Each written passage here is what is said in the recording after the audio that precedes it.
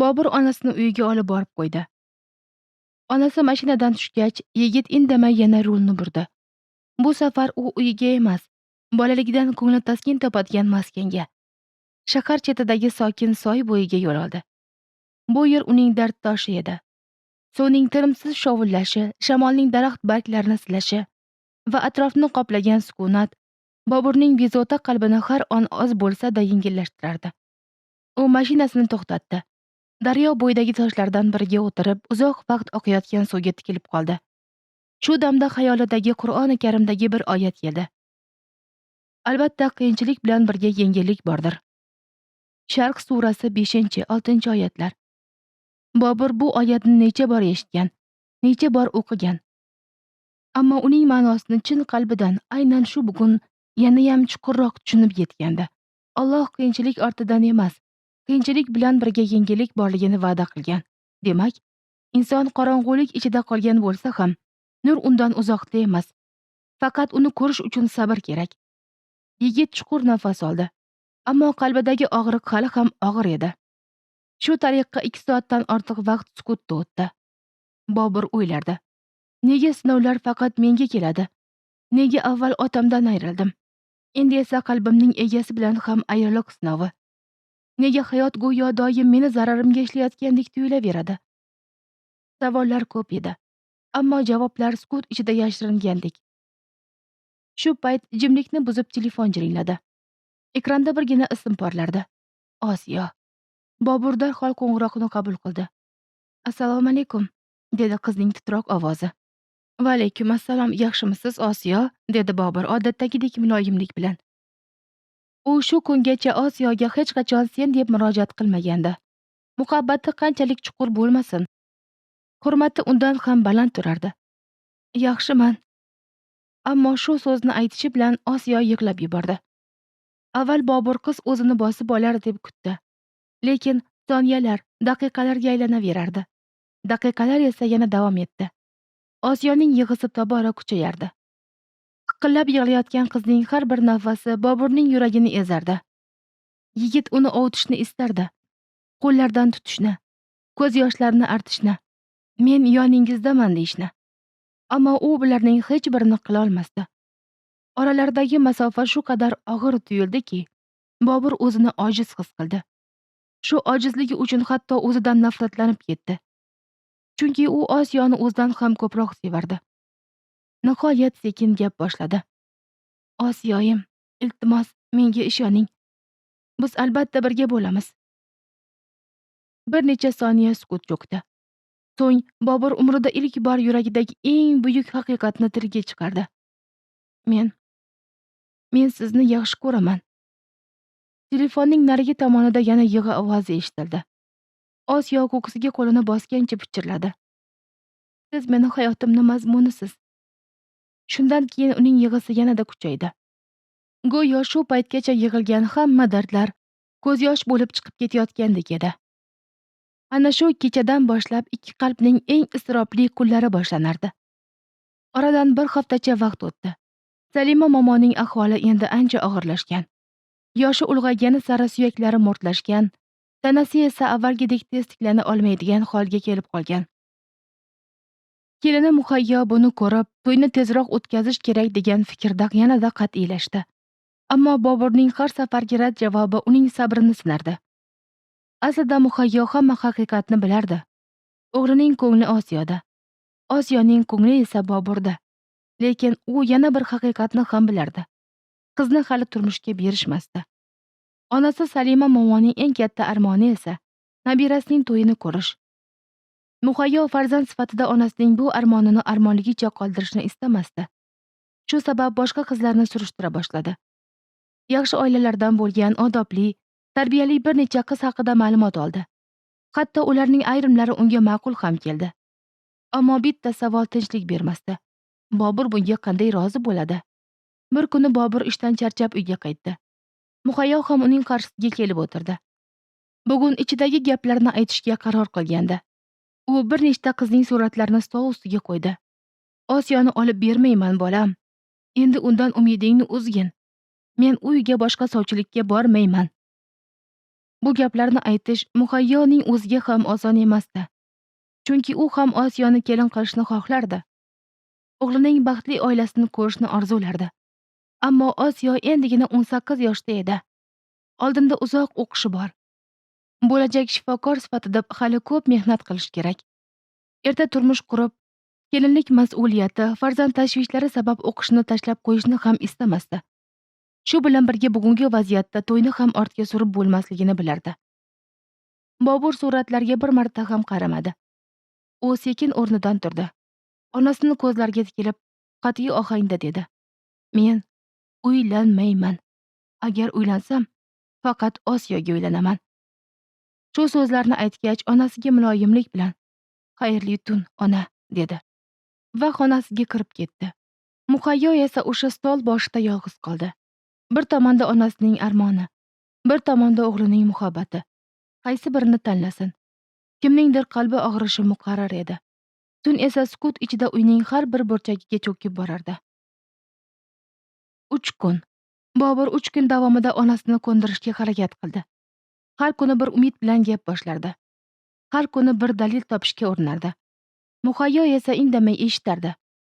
Oxiri o'g'lining ko'zlaridagi umidsizlikni ko'rib chuqur xo'rsindi. "Yaxshi, yana bir marta boramiz", dedi u. "Ammo bitta shartim bor. Agar bu safar ham senga biror umid berishmasa, bu eshikni boshqa taqillatmayman. Sen esa men aytgan qiz bilan hech bo'lmasa bir marta uchrashib ko'rasan." Bobur indamadi. Bu shart juda og'ir edi. Ammo uning uchun eng muhimi yana bir marta urinish. Oradan ko'p o'tmay ular yana Sakina opalarnikiga yo'l olishdi. Boburning yuragi har qadamda tezroq ura boshlardi. U bu safar nimadir o'zgarishiga ishondi. Hech bo'lmasa Osiyo onasiga "Men Boburni yoqtiraman" deb aytadi deb o'yladi. Balki shu bitta jumla hammasini o'zgartirar. Balki shu bitta iqror ikki oilani orasidagi masofani yaqinlashtirar. Ammo yana rad javobi, yana sukut, yana umidsizlik. Bobur esa bir haqiqatni bilmasdi. Osiyoning jur'ati yetmagandi. Qizning muhabbati kam emasdi. Faqat qo'rquvi muhabbatidan balandroq chiqdi. Muhayyo uy eshigidan chiqishi bilan jahl aralash "Ketdik", dedi. Bobur onasining ohangidan hammasini tushundi. Mashina tomonga yurarkan yuragidan bir savol o'tdi. Nahotki Osiyo hech narsa demagan bo'lsa? Lekin u bu fikrni darrov inkor qildi. Yo'q. Osiyo meni yolg'iz tashlab qo'ymaydi. U bunga ishonardi. Aslida Boburga aynan shu pallada Osiyoning birgina so'zi, birgina jasorati kerak edi. Qolgan hamma to'siqlarni u o'zi yengishga tayyor edi. Lekin ba'zan taqdir bitta og'iz aytilmagan so'z bilan o'z yo'nalishini o'zgartirib yuboradi.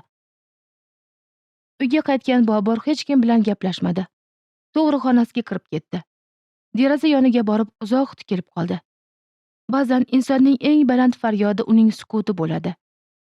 Shu paytda Osiyoning uyida ham og'ir suhbat ketayotgandi. Mustafa qizning hali yoshligini yana bir bor ta'kidladi. "Uni hali turmushga bermaymiz", dedi qat'iy ohangda. So'ng katta o'g'li Usmonga dedi: "Bobur bilan o'zing gaplash." Usmon bosh irg'adi. U Boburni yaxshi tanirdi.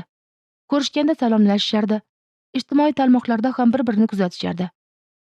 Ko'p o'tmay Boburning telefoni jiringladi. "Bobur, uchrashib gaplashishimiz kerak." Shu orada Bobur Osiyoga yozdi. "Osiyo, oyingizga hech narsa demadingizmi?" Xabar yetib bordi. Osiyo uni o'qidi. Telefon ekranidagi harflar xiralashib ketdi. Qanday yozsin? Qanday aytsin? Onasi qarshisida sukut saqlaganini, muhabbatini himoya qilishga jur'ati yetmaganini, qo'rqqanini. Barmoqlari klaviatura ustida qotib qoldi. Javob o'rniga ko'zidan bir tomchi yosh telefon ekraniga tushdi. Ba'zan ko'z yosh ham insonni yengillashtirmaydi. Ko'z yosh ham kechikib keladi. Bobur esa shahar markazidagi kichik yemakxonaga kirib bordi. Usmon allaqachon kutib o'tirgandi. Avval odatdagidek salomlashishdi. Ishlar, hayot haqida qisqacha suhbatlashishdi. So'ng Usmon chuqur nafas olib asosiy mavzuga o'tdi. "Bobur, singlimda ko'ngling borligini sezib turibman." Bobur indamadi. "Lekin biz hali uni turmushga bera olmaymiz. U juda yosh. Uy ro'zg'or yuritishga tayyor emas. Dadam ham uni erta uzatishni istamaydi." Usmonning har bir gapi Boburning yuragiga sekin-sekin pichoq botirayotgandek edi. Ammo eng og'ir gapi hali aytilmagandi. Bobur, kut ham deyolmayman. Bobur boshini ko'tardi. Chunki kutganing bilan keyin singlim boshqa insonni sevib qolsa-chi? Bu safar Boburning yuragi bir lahzada urishdan to'xtagandek bo'ldi. Usmon gapida davom etdi. Shu sabab vaqt yo'qotma, uylan. Yana bir narsa. Menimcha sizlar hali ham yozishyapsizlar-a? Shuni to'xtat. Qayta singlimga yozma. Uni odamlarni gap so'ziga qoldirishni istamaysan-a? Bu gap endi iltimos emasdi, ogohlantirish edi. Bobur indamay o'tirardi. Ko'zlari bir nuqtaga qadalgan, ichida esa nimadir sinayotgandek edi. Ba'zan insonning g'ururi yuragidan ham nozik bo'ladi. Sevgan insoning uchun necha bor kurashganingdan keyin biz senga bermaymiz degan ma'noni eshitish erkak uchun bu faqat rad javobi emas, bu uning oriyatiga urilgan zarba hamdir. Bobur chuqur nafas oldi. So'ng ohista, ammo qat'iy ovozda dedi: "Singlingizdan umidimni uzdim." Shu jumla aytilishi bilan go'yo osmon ham jimib qolgandek bo'ldi. Ba'zi so'zlar oddiy tovush emas, ular taqdirni o'zgartirib yuboradigan qarorlardir. Erkak kishining lafzi, uning sha'ni. Haqiqiy erkak avval o'ylab keyin gapiradi. Chunki u biladi, aytilgan so'z ortga qaytmaydi. Ammo Bobur bu safar o'ylamasdi. Uni g'azab gapirtirdi. Og'riq gapirtirdi. U esa hali anglamasdi. Aynan shu birgina jumla bilan umrini birga tasavvur qilgan qizga eltuvchi barcha yo'llarni o'z qo'li bilan berkitayotganini. U istamagina mingan ot va o'sha ot uni tobora Osiyodan uzoqlashtirib borayotgandi. Ba'zan inson taqdirdan qochaman deb o'ylaydi. Aslida esa o'zi bilmagan holda uni qarshi olish uchun qadam tashlaydi. Va eng achinarlisi shuki, ba'zi ayriliqlarda dushmanlar emas, vaqtida aytilmagan so'zlar va g'azab ustida aytilgan bitta jumla boshlab beradi. Qiz o'ziga eng yaqin bo'lgan ikki inson, biri oilasining a'zosi, ikkinchisi esa qalbining sultoni bo'lgan yigit o'rtasida qanday suhbat bo'lib o'tgandan mutlaqo bexabar edi. Ammo uning qalbi bezovta edi. Vijdoni tinchlik bermas, yuragining tub-tubida esa bitta qo'rquv yashardi. Sevgandan ayrilib qolish qo'rquvi. O'sha kundan boshlab 2 kecha kunduz davomida ikki qalb egasi bir-biriga biror xabar ham yozmadi. Osiyoning telefonida Boburning oxirgi yuborgan xabari javobsiz turardi. Bobur esa bergan va'dasini buzolmas, yozishni istasa ham o'zini to'xtatishga majbur edi. Bu 2 kun Osiyo uchun juda og'ir o'tdi. U sevganini sog'inganda na ovqat yeyoldi, na bir chimdim tuz totdi. Kechalari esa yostig'ini ko'z yoshlariga belab, uzoq vaqt Alloh bilan dardlashardi. Har safar telefoniga qarar, Boburning tarmoqda onlayn ekanini ko'rardi. Ammo undan birgina xabar ham kelmasdi. Ana shu sukut qizning yuragini ming bo'lakka bo'lardi. Qizining bu ahvolini ko'rgan Sakina nihoyat suhbat boshladi. "Osiyo, qizim, sevib qoldingmi?" Osiyo ko'zlarini pirpiratib, asta boshini ha degandek qimirlatdi. Bu uning hayotida sevgi sari qo'yilgan ilk qadami. Onasi qiziga mehr bilan tikildi. "Hali yoshsan, bolam. Sen hozir his qilayotgan tuyg'u sevgi emas. Bu seni ilk bor boshdan kechirayotgan hissiyotlaring. Shuning uchun senga sevgi bo'lib tuyulyapti." Osiyo esa onasiga buni qanday tushuntirishni bilmasdi. Axir u chindan ham sevib qolgandi. Bu oddiy havas emas, vaqtinchalik qiziqish ham emasdi. Yuragi har urganda Boburning ismini takrorlayotgandek tuyulardi. So'nggi kunlarda uning zimmasida o'qish, yaqinlashayotgan sessiyalar va yuragini ezayotgan bu ayriliq hissi birdek og'irlik qilardi. U juda charchagandi. Juda ham charchagandi. Oradan yana bir necha kun o'tdi. Yangi hafta boshlandi. Yangi hafta bilan yangi darslar ham boshlandi. Osiyo odatdagidek erta tongdan universitetga yo'l oldi. Qish fasli yaqinlashgani sabab sessiyalar ham eshik qoqayotgandi. Universitet rahbariyati barcha imtihonlarni Yangi yil ta'tilidan oldin o'tkazishga qaror qilishgan. Shu kuni qiz 6 ta juft darsni tugatib, kechga yaqin taksida uyga qaytayotgandi. Yo'l ancha sirpanchiq edi. Mashina yo'lda bir necha marta yengil sirpanib oldi. Shu payt haydovchi yo'l chetida taksi kutayotgan 40-45 yoshlar atrofidagi bir ayolni ko'rib qoldi. Uni ham olib ketish niyatida mashinani to'xtatishga urindi. Buning uchun asosiy yo'lning ikkinchi bo'lagiga o'tish kerak. Ammo u eng muhim qoidani unutdi. Yo'lakni almashtirishdan oldin burilish chirog'ini yoqmadi. Orqasida hech qanday mashina yo'q deb o'ylab, rulni o'ng tomonga burdi. Xuddi shu payt ikkinchi bo'lakda harakatlanayotgan Cobalt avtomobili burilishdan endigina chiqayotgandi. Tezligi unchalik yuqori bo'lmasa-da, haydovchi to'satdan oldiga chiqib qolgan mashinani ko'rib, bor kuchi bilan tormozni bosdi. Ammo endi kech. Kuchli zarba yangradi. Cobalt avtomobili kelib, Osiyo o'tirgan mashinaning orqa qismiga urildi. Osiyo haydovchining orqa tomoniga o'tirgani sababli zarbaning asosiy kuchi aynan u tomonga tegdi. Bir lahza qizning xayolidan faqat bitta fikr: men o'ldim degan fikr o'tdi. Shu zahoti uning ko'zlari yumildi. Osiyo hushini yo'qotdi. Zarbani kuchidan mashina qariyb 50 metrcha masofaga sirpanib ketdi. Voqea joyidagi barchaning ruhiy holati og'ir edi. Mashina ichida faqat Osiyogina hushsiz yotardi. Odamlar uni ehtiyotkorlik bilan tashqariga olib chiqishdi. Kimdir yuziga suv sepdi. Bir necha soniyadan keyin qiz asta ko'zlarini ochdi. U hali ham karaxt edi. Atrofdagi ovozlar go'yo juda uzoqdan eshitilayotgandek tuyulardi. Osiyo darrov telefonini qidira boshladi. Boburning suratiga qarab turganini esladi. Keyin esa o'sha kutilmagan zarba. Telefoni mashina ichida qolib ketgandi. Yig'ilganlar orasidagi bir yigit salonni tekshirib telefonni topib unga uzatdi. Osiyo bir soniya ham ikkilanmadi. Darhol Boburning raqamini terdi. Bilasizmi? Inson hayotidagi eng og'ir damlarda kimga qo'ng'iroq qilishi uning qalbida kim eng muhim o'rin egallashini ko'rsatadi. Baxtli onlarda ham, musibatli lahzalarda ham hayolimizga birinchi bo'lib keladigan inson qalbimizning haqiqiy egasidir. Osiyo ham o'sha dahshatli voqea ortidan hech kimni emas, aynan Boburni izladi. Bu esa bitta haqiqatni isbotlaydi. Osiyo ham Boburni chin dildan sevadi. Shu darajadaki, quvonchida ham, qayg'usida ham, hayoti bilan o'lim orasidagi o'sha bir lahzada ham uning xayoliga kelgan ilk inson Bobur edi. Osiyo titroq qo'llari bilan Boburning raqamini terdi. Birinchi qo'ng'iroq, javob bo'lmadi. Ikkinchi marta yana qo'ng'iroq qildi. Bu safar ham Bobur qo'ng'iroqni qabul qilmadi. Qiz yigitni ishda deb o'yladi. Balki muhim yig'ilishda yoki telefonni ko'tara olmaydigan vaziyatdadir deya o'zini ovutdi. Shunda u shoshilgancha xabar yozdi. Hozir men o'tirgan mashina avariya bo'ldi. Iltimos meni olib keting, juda qo'rqyapman. So'ng turgan mazirini ham yubordi. Xabar Boburga yetib bordi. Yigit uni o'qidi. Aslida Bobur o'sha paytda daryo bo'yida yolg'iz o'tirgandi. Xabarni o'qishi bilan yuragi orqasiga tortib ketganday bo'ldi. Avariya. Uning xayoliga ming xil yomon fikr keldi. Bir lahzada mashinasiga o'tirib, dvigatelni ishga tushirdi. Mahbubasining oldiga uchib borgisi, uni bag'riga bosib, men shu yerdaman degisi kelardi. Ammo uni to'xtatib turgan narsa sevgisining kamligi emas, bu bergan va'dasi edi. Osiyo esa yo'l chetidagi qor bosgan skameykada yolg'iz o'tirardi. Atrofni oppoq qor qoplagan, havo esa tobora sovib borardi. U Boburni keladi deb kutardi. Har bir o'tayotgan mashinaga umid bilan boqar.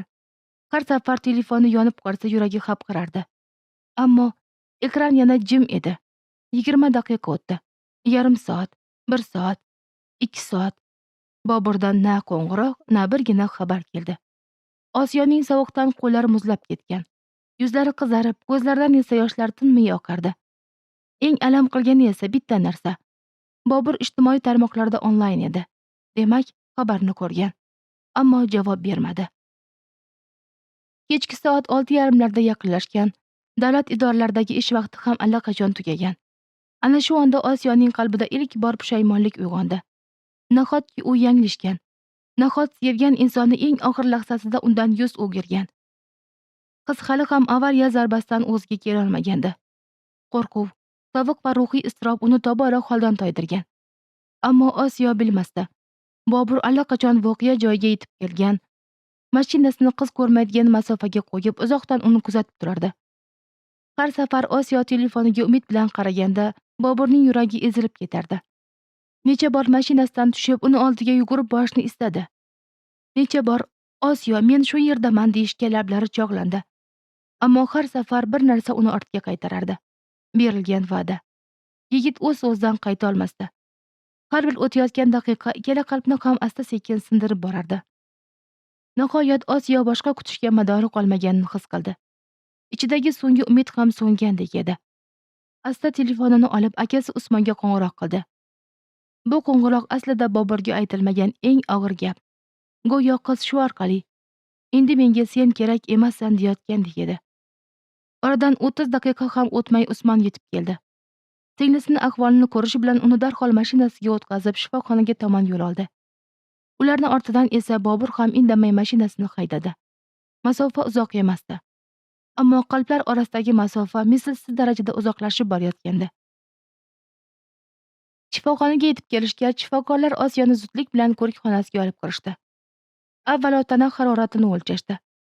Termometr 39,5 darajaga yaqin natijani ko'rsatdi. Shifokorlar ham hayratga tushishdi. Yo'l transport hodisasi, kuchli qo'rquv va ruhiy zarba organizmni keskin izdan chiqargan. Qizga darhol muolajalar qilindi. Tomir orqali dori yuborildi. Bir necha soatdan keyingina isitmasi asta-sekin tusha boshladi. Soat tungi 9larga yaqinlashganda Osiyo oilasi bilan uyiga qaytdi. Uyga kelgach, u telefonini qo'lga oldi. Ichida hali ham umid bor edi. Balki Bobur yozgandir, balki qo'ng'iroq qilgandir. Ammo Bobur bilan bo'lgan barcha yozishmalar yo'q edi. Yigit ularni chatini o'chirib tashlagan. Osiyo bunga faqat bitta ma'no berdi. Bu rad etilish edi. Taslim bo'lish. Demak, u meni hech qachon chin dildan sevmagan. Shu lahzada qiz onasining aytgan so'zlari quloqida jarangladi. Bu sevgi emas. Osiyo ko'zlarini yumdi. Endi yuragida muhabbatdan ko'ra alam ko'proq edi. Va ilk bor u Boburdan nafratlanayotganini his qildi. Bobur esa o'sha kecha mashinasidan tushmadi. Shifoxona oldidan ketishga ham ko'zi qiymadi. Xayollari uni tinimsiz so'roq qilardi. Nega uni oldiga bormadim? Nega qo'ldan tutmadim? Nega uni o'zim shifoxonaga olib kelmadim? Nega sevgim bergan va'damdan ustun kela olmadi? Bu savollar unga tinchlik bermasdi. Mashinada qancha vaqt o'tganini o'zi ham bilmaydi. Tun tobora chuqurlashgan. Nihoyat telefonini qo'liga oldi.